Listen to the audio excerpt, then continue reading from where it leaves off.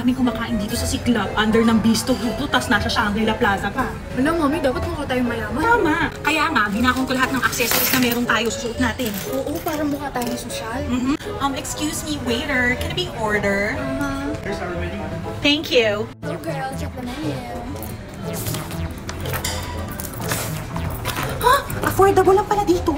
Tawagan mo daddy mo, damihan natin order natin. Kaya pala natin dito eh. In-order namin guys yung bayanihan feast nila, tapos itong best sellers nila, at syempre itong mga new items try din namin. Grabe yung sisig nila guys, panalo. Kumukulo-kulo pa, ang sarap. Tapos yung mga drinks nila guys, unique, masarap, tsaka instagrammable.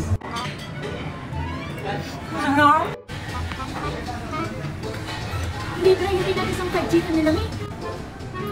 Tapos kanin at sinigaw na bango sa bayabas. Anong masasabi mo sa alcohol ni Tanggol, daddy? Ano kayo ng to? Siklab by Bistro. Sarap dito. Nag-enjoy din ako dito sa chicharon bean nila guys.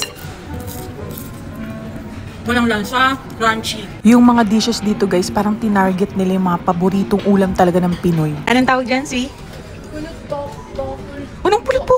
Pulot po, cute ang pakwan. Inumin mo ano pa masabi mo eh.